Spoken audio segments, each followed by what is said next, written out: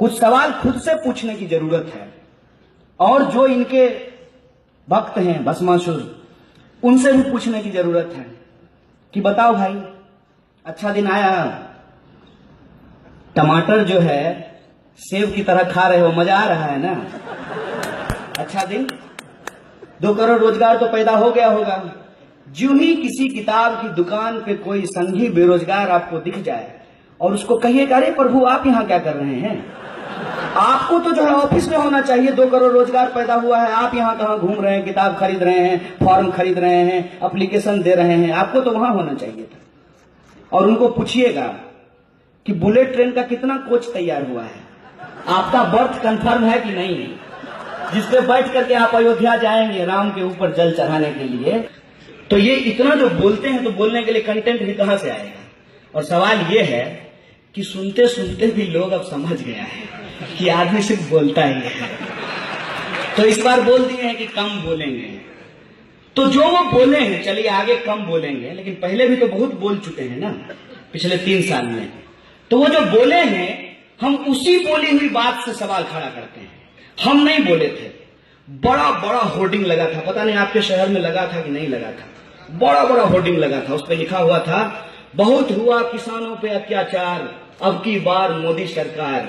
तो मोदी की ही सरकार बनी है, ट्रंप की सरकार थोड़ी बनी है। तो किसान पे अत्याचार क्यों हो रहा है, किसान क्यों मर रहे हैं? उसी तरीके से बहुत हुआ महंगाई की मार, अब की बार मोदी सरकार। और पेट्रोल तो जानते होंगे आपको, बहुत सस्ता हो गया है।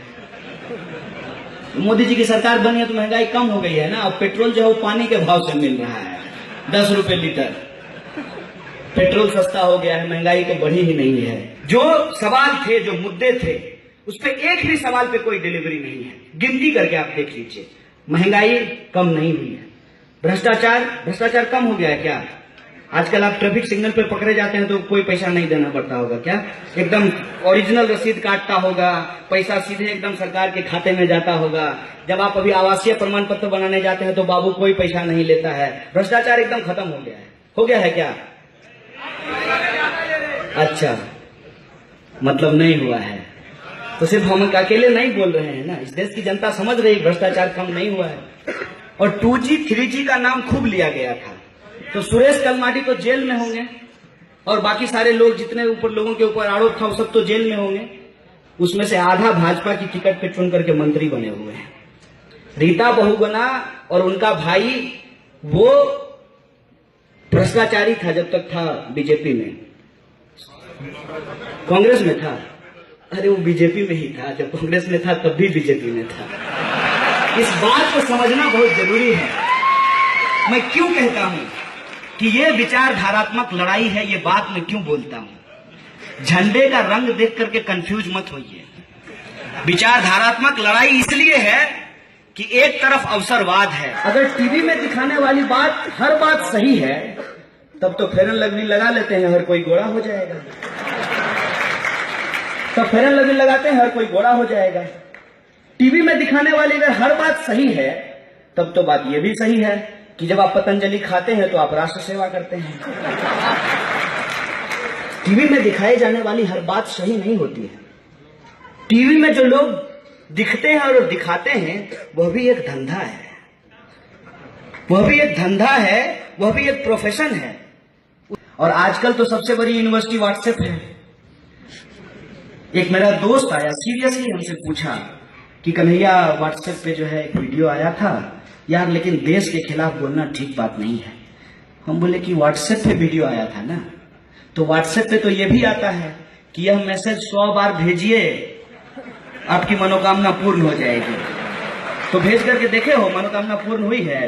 अब तो राहुल गांधी देश के प्रधानमंत्री नहीं है ना, तो मोदी जी हैं। अब वो उनके पीछे लग गया और पूछ रहा है कि 370 कब हटाइएगा? अब तो राष्ट्रपति आपका, उपराष्ट्रपति आपका, प्रधानमंत्री आप खुद ही हैं, बताइए 370 कब हटाइएगा और राम मंदिर कब बनाइएगा? इनके पास अब जवाब नहीं है। इनके पास जवाब इसलिए नहीं है क्योंकि अभी भी ये लोकतंत्र को पूरी तरह से खत्म नहीं कर पाए हैं। लोकतंत्र को पूरी तरह से खत्म नहीं कर पाए हैं, तभी तो शहनवाज हुसैन को अपना दामाद बनाए हैं। ये सवाल है कि नहीं है?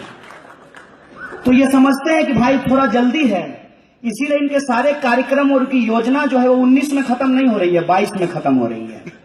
क्योंकि 22 के बाद 25 आएगा और आरएसएस ने इस देश में घोषणा किया है कि जब आरएसएस की स्थापना का 100 साल पूरा होगा, हम हिंदू राष्ट्र की स्थापना करेंगे। अब एक बात हम लोगों को समझना है कि क्या सच में हिंदू राष्ट्र की स्थापना करेंगे? सरकार की जिम्मेवारी क्या है? सरकार की जिम्मेवारी यह है कि आपके टैक्स के पैसे से वास्को डिगामा की तरह दुनिया का चक्कर लगाएंगे और वहां पे अंबानी और अदानी का धंधा सेट करके आएंगे। ये सरकार का काम है। हम भी कहते हैं और आप भी कहते हैं, कश्मीर से कन्याकुमारी भारत माता एक हमारी, कश्मीर से कन्याकुमारी भारत माता एक हमारी, तो क्यों है दोहरी नीति तुम्हारी? क्यों है दोहरी नीति तुम्हारी? ये सवाल हम पूछना चाहते हैं। पत्थरबाजी गुजरात में हो या कश्मीर में हो, सरकार को इसकी जिम्मेवारी लेनी पड़ेगी। और पत्थरबाजी गलत है, पत्थरबाजी किसी के ऊपर नहीं होना चाहिए, चाहे वो भाजपा के ही सदस्य क्यों ना हो। और आपको जान करके आश्चर्य होगा, शायद आप में से भी बहुत सारे लोग यह बात नहीं जानते होंगे, क्योंकि व्हाट्सएप यूनिवर्सिटी के सिलेबस में इस तरह का कोर्स शामिल नहीं किया गया है कि अखलाक का बेटा एयरफोर्स में नौकरी करता है। इन्होंने तो साबित कर दिया है ना कि इस देश में सारे मुसलमान आतंकवादी होते हैं, इसलिए वो फौज में तो जा ही नहीं सकते, क्योंकि फौज में तो सिर्फ गैर मुस्लिम जाएंगे।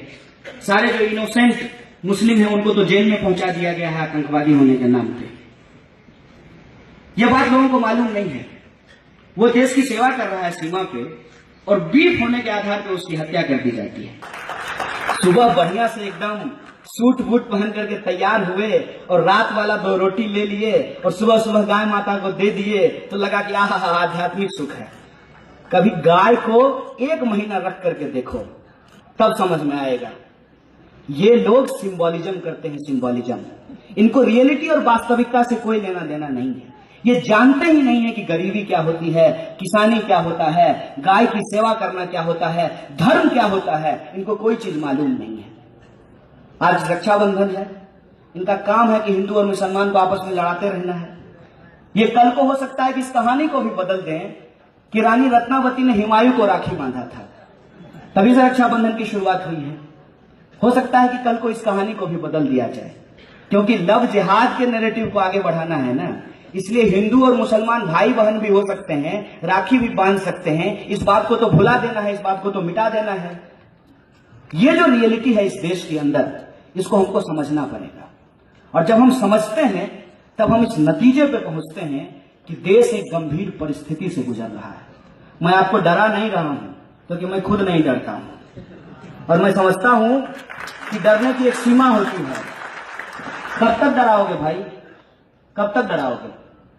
मॉब लिंचिंग करोगे, भीड़ के द्वारा लोगों की हत्या कर दोगे, 1 आदमी मारोगे, 5 आदमी मारोगे, 10 आदमी मारोगे, गोली चला दोगे, जेल में डाल दोगे, निर्दोष लोगों को आतंकवादी बता दोगे, देशद्रोही पाकिस्तानी बता दोगे। कब तक करोगे?